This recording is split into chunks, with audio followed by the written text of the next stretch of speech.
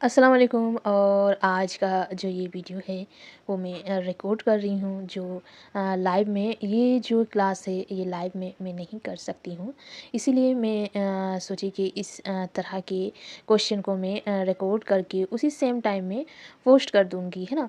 तो जैसे कि जितनी सारी अभी तक सवालात हो चुके हैं वो सवालात जो है वो मैं क्वेश्चन करके आप लोग उसका जवाब दे सकते। लेकिन कुछ क्वेश्चन ऐसा है जिसको प्रैक्टिकल दिखाना जो है वो ज़रूरी होता है। तो मैं सोची इस क्लास को मैं रिकॉर्डिंग कर लूँ, ताकि क्योंकि इस तरह का जो क्वेश्चन है वो काफ़ी ज़्यादा आती है और ये सारी सवाल आ चुके हैं।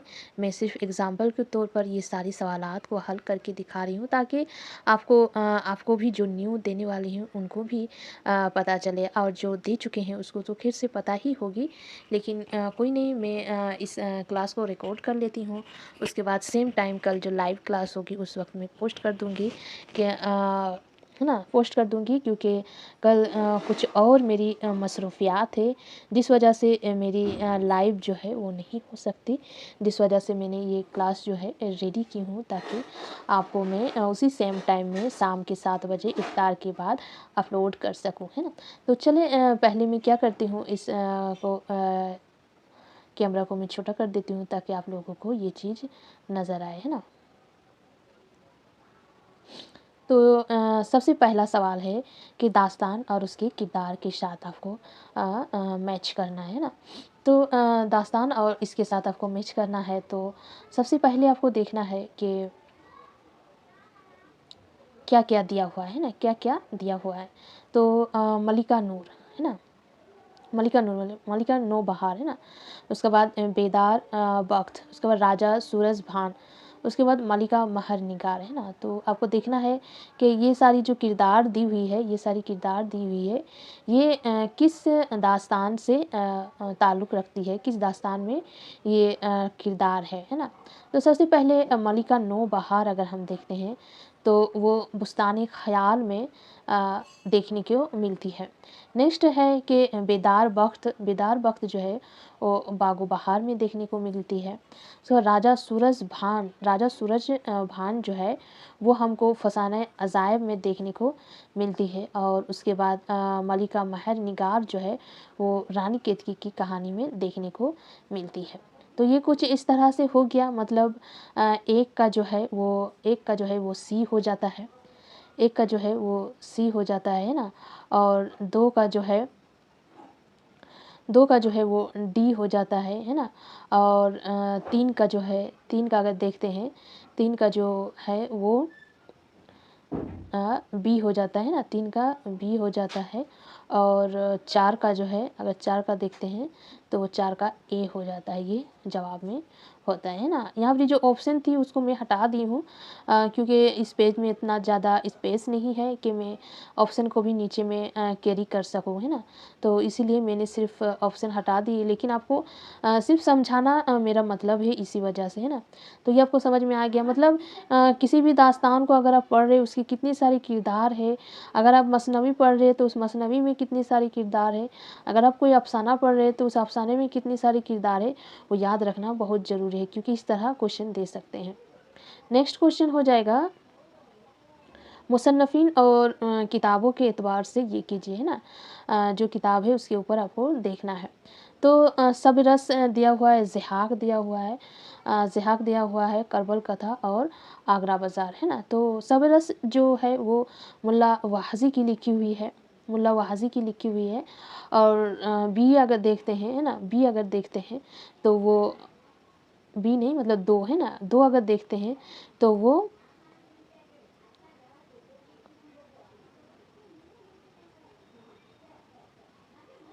दो अगर देखते हैं तो मोहम्मद हसन की ये लिखी हुई है। करबल कथा अगर देखते हैं ना, करबल कथा देखते हैं तो फ़ज़ल अली फ़ज़ल की लिखी हुई है। और आगरा बाज़ार जो है वो हबीब तनवीर की लिखी हुई है ना। तो ये जवाब हो जाती हैं, मतलब ए का हो जाएगा यहाँ पर ही डी, और दो का हो जाएगा यहाँ पर ही सी, है ना। और तीन का हो जाएगा यहाँ पर ही तीन का हो जाएगा तीन का हो जाएगा ए, है ना, तीन का हो जाएगा ए। और चार का हो जाएगा बी, है ना, चार का बी। ये आपका जवाब हो जाएगा।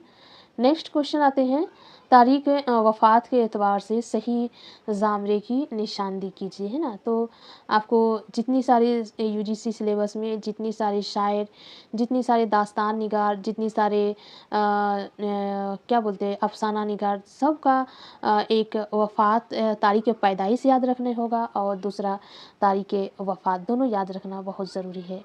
और आपको इस हिसाब से याद रखनी है कि किसका वफ़ात पहले हुआ, किसका वफ़ात बाद में हुआ, उसी तरह किसकी पैदाइश पहले हुई, किसकी पैदाइश बाद में हुई, ये चीज़ भी आपको याद रखना काफ़ी ज़्यादा ज़रूरी है। तो यहाँ पर अगर हम देखते हैं डायरेक्ट जवाब में, अगर हम देखते हैं, है ना, अगर हम डायरेक्ट जवाब में देखते हैं तो इसका जवाब हो जाएगा बी, है ना, बी इसका जवाब में हो जाएगा। तो इस सब का अगर हम पैदाइश देखते हैं तो मही अलाउद्दीन कादरी ज़ोर, उसका पैदाइश अगर देखते हैं तो ये हो जाएगा 1962 इसकी पैदाइश है। इम्तियाज़ अली ख़ान उरूसी अगर देखते हैं तो उसकी पैदाइश जो है 1981 उनकी पैदाइश है ना। और पैदाइश बता रहे हैं, ये वफ़ात है ना, इसकी वफ़ात, यहाँ पे वफ़ात पूछा गया है ना, वफ़ात है 1962 उनकी वफ़ात है ना मही अलाउद्दीन। और 1981 जो है इम्तियाज़ अली उरूसी की वफ़ात है। और काज़ी अब्दुल वदूद की जो वफ़ात है वो 1984 है ना, 1984 है। और मजनू गौरव कपूरी देखते हैं अगर तो उसकी जो वफ़ात है वो 1988 है ना, 1988 उसकी वफ़ात है। तो सबसे पहला जो वफ़ात है मही अलाउद्दीन कादरी ज़ोर का है, उसके बाद इम्तियाज़ अली ख़ान उरूसी का है, उसके बाद काज़ी अब्दुल वदूद का है, उसके बाद मजनू गौरव कपूरी, है ना। तो ये साल याद रखना भी ज़रूरी है एक तरह से। नेक्स्ट है क्वेश्चन नंबर 4 है कि नाक़ीद और उनके तसन्निफ़ के एतबार से 2 ज़ामिरे सही है और 2 गलत है ना। तो सही क्या है, अव्वल अहमद शुरूर की दिया हुआ मुसरत से बशीरत तक, तो ये सही है ना।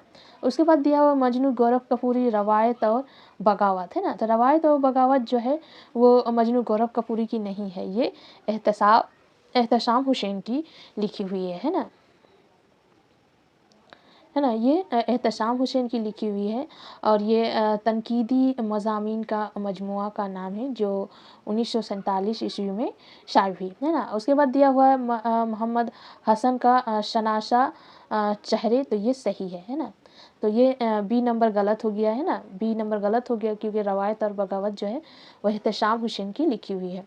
सी तब सही हो गया है ना। उसके बाद डी दिया हुआ शमसुर रहमान फारूकी नए और पुराने चिराग, तो ये गलत है ना। नए और पुराने चिराग जो है वो अव्वल अहमद सुरूर की लिखी हुई है जो 1946 ईस्वी में शाये हुई है ना।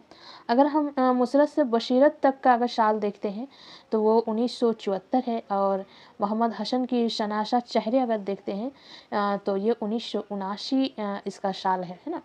तो मतलब कौन सा 2 सही हो गया, ए सही हो गया और सी सही हो गया, है ना। 2 सही का निशान लगाने के लिए कहा गया। उसके बाद सवाल नंबर 5, सवाल नंबर 5 में दिया हुआ कि ज़ेल में 2 बयानात जो है 2 बयानात दिए गए हैं जिनमें से एक दावा है और एक दलील है ना। दोनों को गौर से पढ़े और जेल में दिए गए जवाबात में से सही जवाब की निशानदेही कीजिए। तो दावा है कि गालिब उर्दू के बहुत बड़े शायर हैं, ये सच्ची बात है, मतलब दावा सही हो गया। और दलील अब देखते हैं, इसलिए उन्हें बहादुर शाह जफ़र के दरबार से खिताब मिला था, है ना। ये बात सही नहीं है क्योंकि अगर वो यहाँ से नहीं भी जुड़ते तब भी उसको खिताब मिलते क्योंकि वो बड़े शायर थे। तो क्या हो गया, दावा जो है सही हो गया और दलील गलत, है ना। नेक्स्ट सवाल नंबर 6 है ना, सवाल नंबर 6 आ जाएगा जेल में 2 ज़मरे मुकम्मल शेर की हैसियत से सही है ना।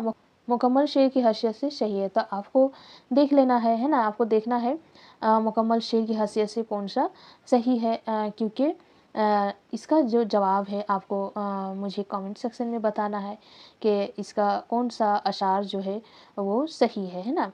ये क्वेश्चन आप लोग का होमवर्क है जो आपको बताना है। नेक्स्ट ऐसा नहीं है कि मैं नहीं बताऊंगी, ऐसा बिल्कुल भी नहीं है। मैं नेक्स्ट जो क्लास होगी उसमें ज़रूर से बता दूंगी कि कौन सा अशार जो है वो सही है, लेकिन क्योंकि आप लोग को भी अच्छा लगेगा कमेंट करने में ना। नेक्स्ट सवाल नंबर 7 है कि ज़ेल में 2 ज़ामिरे जो है वो सही है और 2 गलत है ना? तो एक नंबर में है मुल्ला वज़ी, इब्न निशाती और गवाशी, है ना? तो ये अगर हम देखते हैं ये सब शायर जो है वो कुतुब शाही दौर के शायर है ना? कुतुब शाही दौर के शायर है ये तीनों, तो ये एक सही हो गया, है ना? उसके बाद निज़ाम बेदरी, मुल्ला वज़ी, उसके बाद इब्न निशाती, है ना? तो निज़ाम बेदरी जो है वो बहमनी दौर के शायर है और ये जो है वो कुतुब शाही दौर के है, तो मतलब ये गलत हो गया। मुल्क खुशनोद और मक़ामी रुस्तमी, है ना? तो ये सारी जो है ये सारे सब अलग-अलग जगह से ताल्लुक़ रखते, ये सब जो है आदिल शाही दौर, है ना? आदिल शाही दौर से इन लोगों का ताल्लुक़ है, आदिल शाही दौर में इन लोगों ने ये किया है ना? ताल्लुक़ है, तो ये एक सही है। ये कुतुब शाही दौर का है, ये आदिल शाही दौर का है। अब देखिए यहाँ पे इब्न नशाती है ना, तो इब्न नशाती कुतुब शाही दौर का है। मुल्ला वज़ी ये भी कुतुब शाही दौर का है, लेकिन निज़ाम बेदरी ये बहमनी दौर का है, तो ये ज़ामिरे जो है ये सही नहीं है। तो कौन सा सही हो गया? ए सही हो गया और सी जो है वो सही हो गया, है ना? क्योंकि ए का जितने शायर है वो कुतुब शाही दौर से है और सी का जितना है वो आदिल शाही दौर का शायर है। उसके बाद सवाल नंबर 8। सवाल नंबर 8 में वही है, 2 ज़ामिरे सही है और 2 गलत है। तो ज़ोगिया लंबी लड़की ट्रामिनेंट से परे, है ना?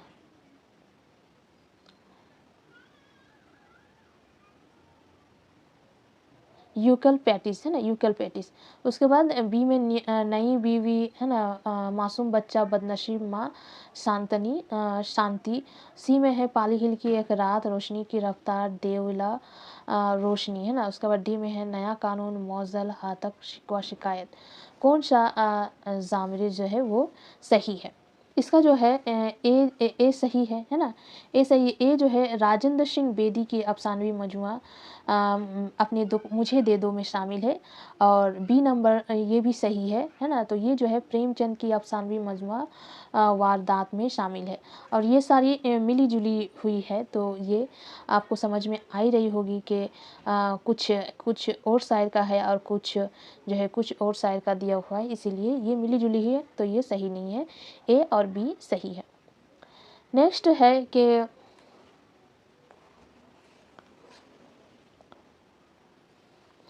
नेक्स्ट क्वेश्चन है क्वेश्चन नंबर 9,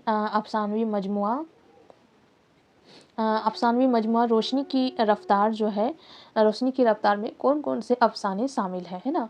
कौन-कौन से अफ़साने शामिल हैं, तो ये सही हो जाएगा, है ना? ये सही हो जाएगा। कोहरे के पीछे नज़ारा दरमियान है, हस्ब नस्म दोसिया, है ना? तो ये सारी जो है वो रोशनी की रफ़्तार में शामिल है। नेक्स्ट सवाल नंबर 10 है ना? शायर और उनके शेरी मजमूए के एतबार से 2 ज़ामिरे सही है और 2 जो है वो गलत है ना? 2 सही है और 2 गलत है। तो नून मीम रशीद, है ना? नून मीम रशीद जो है क्या सही है या नहीं? तो नून मीम रशीद ईरान में अजनबी, है ना? ईरान में अजनबी, तो ये सही है। अख्तरुल ईमान बिन्ते लम्हात ये सही है, अख्तरुल ईमान की ही लिखी हुई है। बाकी जो है जज़्बी नई दुनिया को सलाम ये गलत है। और नेक्स्ट जो है सरदार ज़फ़री फ़िरोज़ा ये गलत है, ये किसी और की लिखी हुई है। अभी मुझे याद नहीं आ रही कि ये 2 किसकी लिखी हुई है। नेक्स्ट में बताने की कोशिश करूँगी, है ना? तो आज का जो है ये 10 सवाल ही रहते हैं, नहीं तो जो ये सेशन का क्लास जो है काफ़ी लंबा हो जाएगा, फिर मुझे अपलोड करने में भी दिक्कत पेश आएगी। तो नेक्स्ट इसी तरह की क्वेश्चन को मैं अपलोड करने की कोशिश करूँगी लाइव सेशन के बीच में। जैसे कल जो है ये लाइव सेशन के दौरान ये वीडियो चलेगी और फिर नेक्स्ट डे में लाइव की क्लासेस जो क्वेश्चन है उसको करने की कोशिश करूँगी। इसी तरह से क्या हो जाएगा कि आपको इन सारी सवालात का भी पता चल जाएगा, ये सारी सवालात भी क्यों क्या आते हैं। दिसंबर वाली जो एग्ज़ाम हुई उसमें इस तरह की क्वेश्चन काफ़ी ज़्यादा आई है। मैं उस क्वेश्चन को भी यहाँ बताने की कोशिश करूँगी, है ना, फिर से। लेकिन आज के लिए ये वीडियो यहीं तक।